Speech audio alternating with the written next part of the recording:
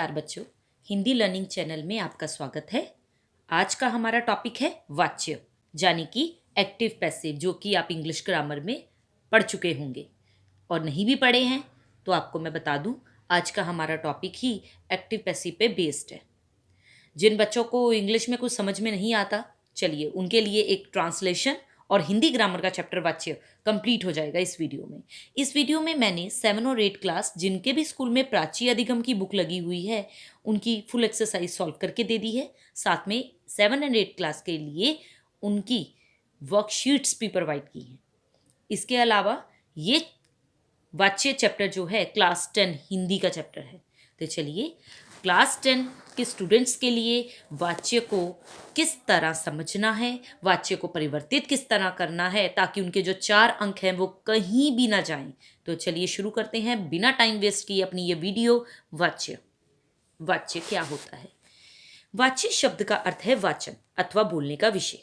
किसी बात को कहते समय कभी क्रिया का वाक्य के कर्ता के अनुसार होना, कभी कर्म के अनुसार, कभी भाव के अनुसार होना, यही तो वाच्य है। जी हाँ, वाच्य में क्या होता है?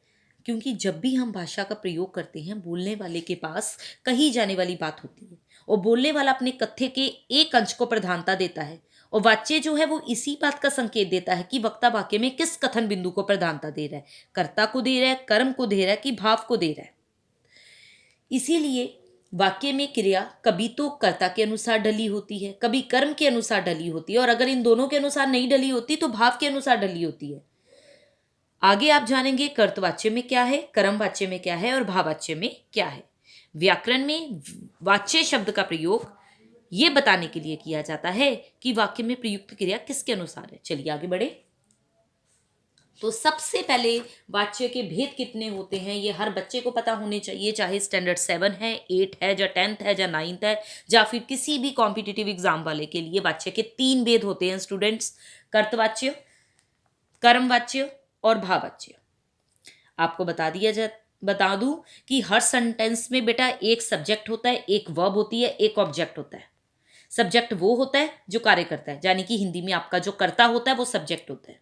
ऑब्जेक्ट वो होता है जिस पर कार्य किया जाता है, यानी कि कर्म। और वर्ब ये बताता है कि कार्य की कंडीशन क्या है, यानी कि कार्य हो रहा है, हो चुका है या होने वाला है। ये सब हमें वर्ब से पता चलता है। एक्टिव और पैसिव वॉइस दोनों में ये तीनों सब्जेक्ट, वर्ब और ऑब्जेक्ट ये तीनों यूज होते हैं, बस इनके प्रयोग करने का तरीका जो है वो अलग होता है। जो एक्टिव वॉइस होता है आपका वो subject plus verb plus object होता है। जी हाँ, उसमें सब्जेक्ट सबसे पहले आता है, बाद में वर्ब आती है, लास्ट में ऑब्जेक्ट आता है। ये सबसे आसान तरीका है एक्टिव वॉइस पहचानने का। एक्टिव वॉइस कौन सा होता है? जैसे मैं कहूं Reena is writing a letter, तो रीना सब्जेक्ट है, इज राइटिंग वर्ब है और लेटर ऑब्जेक्ट है।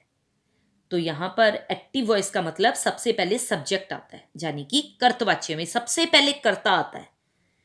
और पैसिव वॉइस यानी कि कर्मवाच्य, उसमें सबसे पहले ऑब्जेक्ट आता है। जैसे मैंने अभी आपको बोला Sheela is writing a letter, अब इसका पैसिव कैसे बना देंगे? A letter is being written by Sheela, right? तो a letter is being written by Sheela में लेटर में ऑब्जेक्ट पहले आ गया, फिर वर्ब आ गई, उसके बाद सब्जेक्ट आया, यानी कि सब्जेक्ट कर्मवाच्य में गौण होता है। तो पहला आपको टॉपिक बताया गया कर्तवाच्य। कर्तवाच्य में कर्ता प्रधान होता है, कर्ता की भूमिका मेन होती है। और कर्मवाच्य में क्या होता है? कर्म प्रधान होता है, उसमें जो कर्ता होता है वो गौण होता है, लुप्त होता है। और भाववाच्य में क्या होता है? कर्ता या कर्म की प्रधानता ना होकर भाव की प्रधानता होती है। या यूं कह लीजिए कि कर्तवाच्य में सबसे पहले कर्ता मेन है, उसके बाद कर्मवाच्य में कर्म मेन है, लेकिन उसमें क्या लग जाता है? बाय, क्योंकि हर सेंटेंस इंग्लिश में जो खत्म होता है he is writing a letter में, हर सेंटेंस जो कर्मवाच्य में खत्म होता है वो कैसे होता है? बाय लगाकर। A letter is being written by Ram, a letter is being written by Sheela, तो लाइक दिस। तो बाय जो वर्ड होता है या द्वारा जो वर्ड होता है वो कर्मवाच्य की पहचान होती है। कर्तवाच्य की पहचान ये होती है कि उसमें हमेशा ने लगा होता है, यानी कि कारक चिन्ह ने होता है कर्ता का। और जरूरी नहीं है ने लगा ही हो, वो बिना ने लगे हुए भी आ सकता है। सोहन बर्गर खाता है तो सोहन इसमें कर्ता हो गया, क्योंकि सोहन की बात हो रही है, कर्ता की बात हो रही है, मेन स्ट्रेस सोहन के ऊपर डाला गया है। कर्म वाच्य में क्या होगा, कर्म वाच्य में बाय वर्ड लगा होगा, यानी कि द्वारा वर्ड लगा होगा। और इसमें मुख्य विषय कर्ता ना होकर कर्म होता है, क्रिया कर्म के अनुसार ढली होती है। जैसे मैं आपके बोलूं कि आपके द्वारा कहानी लिखी जा सकती है, तो द्वारा वर्ड आ गया ना, तो द्वारा को इंग्लिश में बाय कहते हैं, तो हो गया क्लियर। भाववाच्य में क्या होता है, भाववाच्य में क्षमता नहीं होती जब किसी भी चीज की, तो वो भाववाच्य में आ जाता है। जिसमें भी क्षमता ना हो, जैसे लेख लिखा नहीं जाता, तुमसे खेला नहीं जाता, पक्षियों से उड़ा नहीं जाता, उससे चुप रहा नहीं जाता, तो इसमें क्षमता नहीं हो, वो भाववाच्य में आ जाता है। तो इस तरह कर्तवाच्य में वाक्य का उद्देश्य कर्ता हो गया, कर्मवाच्य में क्रिया का कर्म वाक्य का उद्देश्य होता है, कर्म की प्रधानता रहती है। कर्मवाच्य के प्रयोग स्थल हैं बच्चों, कर्मवाच्य में कई प्रयोग स्थल होते हैं कि कहाँ कहाँ कर्मवाच्य का प्रयोग किया जाता है। तो सबसे पहले सुनिए, यहाँ क्रिया का कर्ता अज्ञात हो, जहां पता ही ना हो कि कर्ता के बारे में बात हो रही है या नहीं हो रही है। जैसे मैं आपको एग्जाम्पल बताऊं, पुस्तक पढ़ी गई, लेकिन पुस्तक किसके द्वारा पढ़ी गई, क्रिया का कर्ता अज्ञात है, वो कर्मवाच्य की एग्जाम्पल है। खाना बनाया गया, कर्मवाच्य है। यहां दूसरा इसका देखिए प्रयोग स्थल कर्मवाच्य का, यहां कर्ता को प्रकट करने की इच्छा ना हो, मतलब हमें नहीं लगता कि जरूरी है यहां पे कर्ता का नाम लिया जाना। जैसे मनी ऑर्डर भेजा गया, रोगी को कल छुट्टी दे दी जाएगी, जरूरी नहीं है यहां पे कर्ता की बात हो, कर्ता को प्रकट करना जरूरी नहीं है, तो वहां कर्मवाच्य है। तीसरा कर्मवाच्य वहां भी आपको दिखाई देगा जब आपको किसी भी कार्यालय द्वारा जारी की गई सूचना पत्र अगर आप पढ़ते हैं, कानूनी भाषा में कोई लाइन पढ़ते हैं, तो वहां पर लिखा होता है कानून तोड़ने वालों को दंड दिया जाएगा। वहां जरूरी नहीं है कि कर्म की प्रधानता, वहां पे कर्ता का यूज किया गया हो कि ऐसा जज ने कहा है, ऐसा किसी और ने कहा है, तो वहां भी क्या होगा, कानूनी भाषा में भी यहां पर सूचना दी गई हो, वहां भी कर्मवाच्य होता है। फिर दर्प, दर्प क्या होता है, घमंड, गर्व, अधिकार प्रकट करने के लिए कर्मवाच्य का प्रयोग होता है। जैसे पर्यावरण सुरक्षा के लिए पेड़ लगाए जाएं, तो ये एक चीज बताई गई है, आपको एक इंफॉर्मेशन दी गई है, लेकिन एक अधिकार प्रकट करके किसी के ऊपर, वर्षा के पानी का संचयन किया जाए, दोषी पाए गए सभी व्यक्तियों को दंड दिया जाए, तो ये सब कर्मवाच्य के एग्जाम्पल्स हैं। फिर अशक्तता सूचित करने के लिए, बिल्कुल छात्रों से और पढ़ा नहीं जाता, मुझसे बाएं हाथ से लिखा नहीं जाता, तो ये सब क्या है, कर्मवाच्य के वर्ड्स हैं। ध्यान रखिए, कर्मवाच्य में क्रिया सदा सकर्मक होती है, जबकि कर्तवाच्य में अकर्मक सकर्मक दोनों क्रियाएं आ जाती हैं, लेकिन कर्मवाच्य में हमेशा सकर्मक क्रिया होती है। और इसमें कर्ता के साथ कर्म कारक की विभक्ति चिन्ह है, एक तो से लगा होता है, दूसरा के द्वारा। यह कर्मवाच्य की पहचान है बच्चों, जा तो से लगा होगा, जा के द्वारा वर्ड लगा होगा। और कर्तवाच्य में ने लगा होगा, जब बिना ने के, शून्य, कोई कारक चिन्ह नहीं। ठीक है, दूसरी बात एक और याद रखना है कि कर्मवाच्य में वाक्य जो होते हैं वो सकारात्मक और नकारात्मक दोनों प्रकार के हो सकते हैं। जैसे मैंने आपको बोला, छात्रों से और पढ़ा नहीं जाता, थकान के कारण हमसे चला नहीं जा रहा, एक तो अशक्तता सूचित की जा रही है कि मेरे में ये समर्थता नहीं है, दूसरा नेगेटिव हो गया, नकारात्मक वाक्य हो गया। तो कर्मवाच्य में सकारात्मक पॉजिटिव भी आते हैं और नेगेटिव वाक्य दोनों तरह के हो सकते हैं। और कर्मवाच्य वाले वाक्यों में कर्ता हो भी सकता है और नहीं भी हो सकता। ठीक है, भाववाच्य में आ जाइए। भाववाच्य क्या होता है, क्रिया के जिस रूप से ये पता चले कि वाक्य का उद्देश्य जो है वो क्रिया का कर्ता या वाक्य में आया कर्म पद ना होकर केवल भाव है। मतलब क्रिया के जिस रूप से ये पता चले उसमें कर्ता की प्रधानता नहीं है, उसमें कर्म की भी प्रधानता नहीं है, लेकिन उसमें भाव की प्रधानता है, फीलिंग्स की, एक्सप्रेस करने की, उसे भाववाच्य कहते हैं। कैसे, जैसे मैं कहूं कि उनसे चला नहीं जा सकता, अब यहाँ पे कर्ता की जरूरत नहीं है, कर्म की भी जरूरत नहीं है, लेकिन एक भाव है, एक एक्सप्रेशन दिखाया गया है कि उनसे चला नहीं जा सकता, एक नकारात्मक वाक्य भी हो गया ये। जब मैं कहूं खरगोश से तेज दौड़ा गया, तो यहां पर भाववाच्य हो गया। तो भाववाच्य का भी प्रयोग स्थल होता है, क्या होता है कि भाववाच्य में सबसे पहले बेटा असमर्थता, विवशता प्रकट करने के लिए नहीं के साथ इसका यूज किया जाता है। वहां तो खड़ा भी नहीं हुआ जाता, हमसे इतना कष्ट सहा नहीं जाता, तो विवशता, मजबूरी प्रकट करने के लिए नहीं के साथ भाववाच्य का प्रयोग किया जाता है, पहला। दूसरा, जब वाक्य निषेधात्मक नहीं होता तो कर्ता सामान्य व्यक्ति होता है। कैसे, जैसे उससे चला जाता है, गर्मियों में छत पर सोया जाता है, तो यहां पर एक फीलिंग दिखाई जा रही है, लेकिन जरूरी नहीं है यहां पर नेगेटिव सेंटेंस आए। ठीक है, जहां फिर हमें अगर किसी से कोई परमिशन लेनी है तब भी भाववाच्य का प्रयोग होगा। कैसे, चलो पार्क में खेला जाए, इस समय गृह कार्य किया जाए, अब उठा जाए, तो ये सब क्या है, भाव प्रकट कर रहे हैं, अनुमति लेने के अर्थ में इनका प्रयोग हो रहा है, तो यहां पर भाववाच्य है। तो सीधी सीधी बात यह है कि भाववाच्य में क्रिया सदा अकर्मक होती है, सकर्मक क्रिया नहीं आती है। फिर भाववाच्य में असमर्थता बताने के लिए भाषा का प्रयोग किया जाता है। दूसरा, इसमें जो वाक्य का उद्देश्य है वो क्रिया का कर्ता ना होकर केवल भाव होता है। इसमें ना तो से वर्ड लगता है ना के द्वारा। इसमें कौन सा वर्ड लगता है, इसमें तो कर्ता का लोप हो जाता है, इसमें विभक्ति चिन्हों का प्रयोग होता ही नहीं है, इसमें कोई विभक्ति चिन्ह नहीं लगा होगा, ना से, ना के द्वारा, ना ने, ना पर, कुछ कोई विभक्ति चिन्ह नहीं होगा इसमें। लेकिन अगर वाक्य में कर्ता हो और कर्ता होने पर से या के द्वारा विभक्ति चिन्हों का प्रयोग किया जाता है, अगर वाक्य में कर्ता है, जैसे मैं बोलूं अवनी से हंसा नहीं जाता, ठीक है, तो यहां पर से विभक्ति चिन्ह लगा दिया, लेकिन वाक्य जो है वो नकारात्मक हो गया। ठीक है, तो भाववाच्य प्राय असमर्थता को बताने के लिए भाषा व्यवहार में आता है। तो कर्तवाच्य की पहचान क्या हो गई स्टूडेंट्स, कि उसमें जा तो ने लगा होता है, जहां फिर कोई भी विभक्ति चिन्ह शून्य होता है, कोई भी विभक्ति चिन्ह नहीं लगा होता। दूसरी बात, कर्मवाच्य, कर्मवाच्य की पहचान हो गई, जा तो से लगा होगा या के द्वारा लगा होगा। और भाववाच्य में क्या होता है, हमेशा क्रिया अकर्मक होती है, जबकि कर्तवाच्य में क्रिया अकर्मक और सकर्मक दोनों क्या होती हैं। कर्तवाच्य में जो क्रिया है वो अकर्मक सकर्मक दोनों आती हैं, और कर्मवाच्य में अकेली सकर्मक आती है, और भाववाच्य में क्रिया कौन सी होगी, अकेली अकर्मक। ठीक है, अच्छा, अब एक पॉइंट ये है, वाच्य परिवर्तन कैसे किया जाए, यानी कि एक्टिव वॉइस को पैसिव में कैसे चेंज किया जाए, जब पैसिव वॉइस को एक्टिव में कैसे चेंज किया जाए। तो मैंने बहुत सारे एग्जांपल्स आपको यहां पर क्लिक करके दे दिए हैं।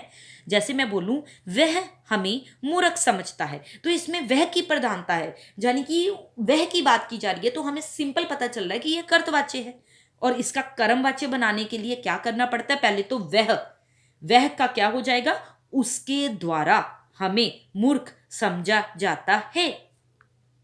तुम फूल तोड़ोगे, तो तुम का क्या बना दिया, तुम्हारे द्वारा फूल तोड़े जाएंगे।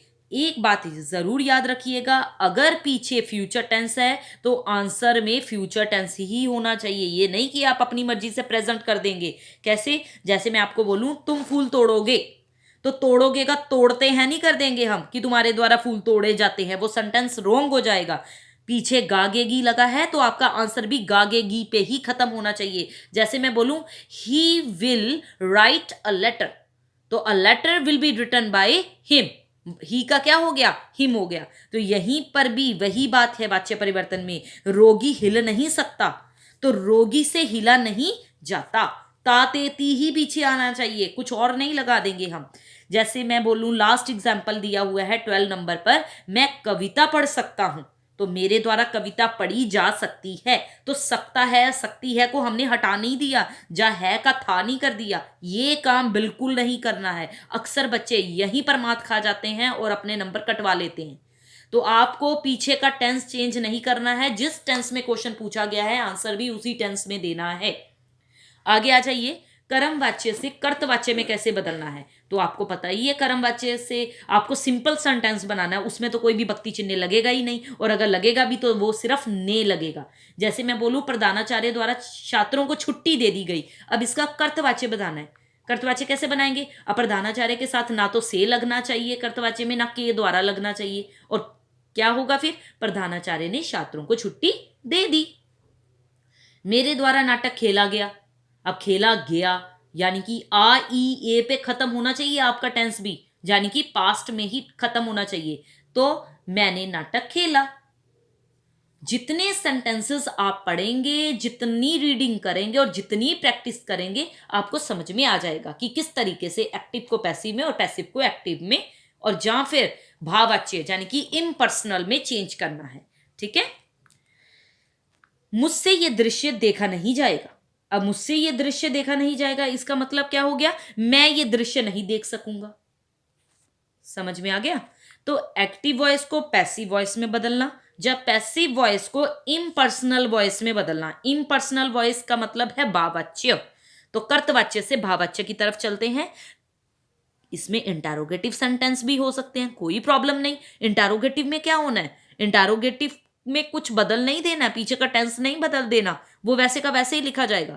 क्या वे लिखेंगे, अब वे ज्यादा हैं तो दे का हम देम कर देते हैं, तो यहां पर वे का क्या कर देंगे, क्या उनसे लिखा जाएगा, पीछे क्वेश्चन मार्क।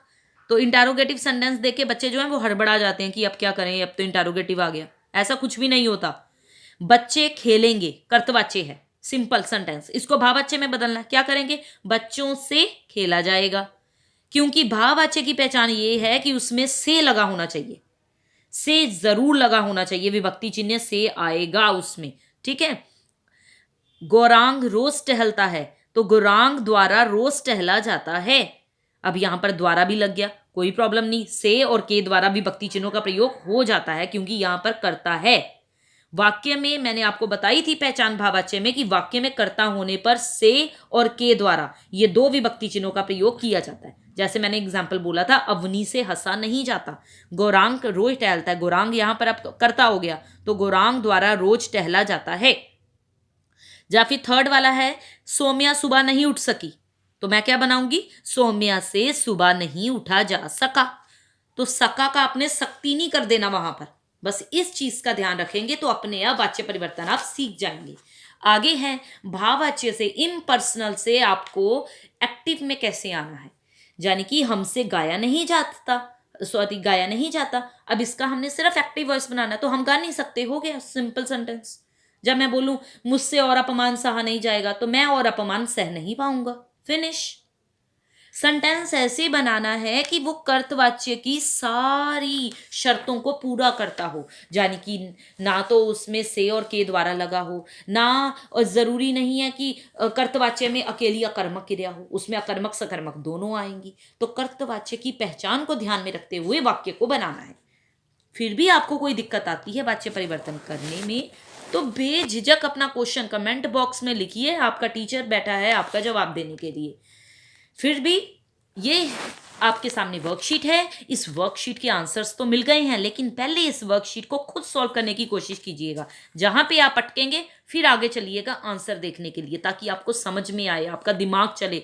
दिमाग चलना बहुत ज़रूरी है, क्योंकि अगर 7th क्लास में या 8th क्लास में दिमाग नहीं चला तो 10th क्लास में जाके डायरेक्ट दिमाग नहीं चलेगा आपका। इसलिए इन चीज़ों को समझना, बेसिक से समझना बहुत ज़रूरी है स्टूडेंट्स।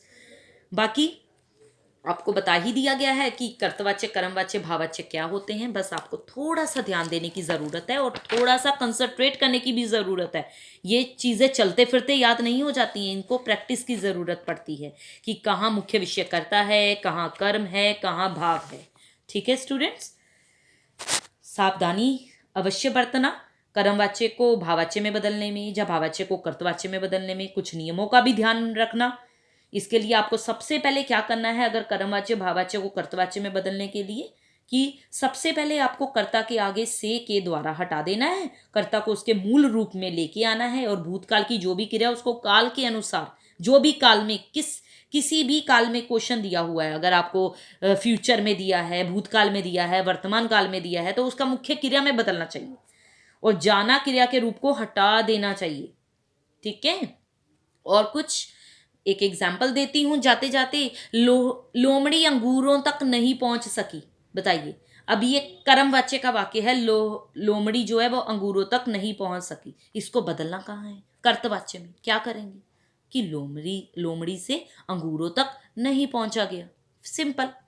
ना तो मैंने आपका पीछे का टेंस बदला, लेकिन सिर्फ कहने का तरीका बदल गया और अपने आप कर्तवाच्य में आ गया। बस यही था स्टूडेंट्स आज का हमारा टॉपिक, बहुत ही इजी वे में मैंने समझाया है। कर्तवाच्य में ध्यान रखना कर्ता प्रधान होना चाहिए, कर्मवाच्य में ध्यान रखना कर्म प्रधान होना चाहिए, उसमें कर्ता लुप्त रहता है, और भाववाच्य में भाव प्रधान रहता है, उसमें कर्ता की कोई भूमिका नहीं, कर्म की कोई भूमिका नहीं, सिर्फ भाव को ध्यान में रखना। ठीक है, और कर्तवाच्य को भाववाच्य में जब भी बदलोगे तो याद रखना, जाना क्रिया को काल के अनुसार एक वचन में बदलकर लिखना, और कर्ता के साथ से का प्रयोग करना चाहिए जब भी कर्तवाच्य को भाववाच्य में बदलेंगे। ओके स्टूडेंट्स, जल्दी मिलते हैं आपको एक नई वीडियो के साथ। Till then good bye.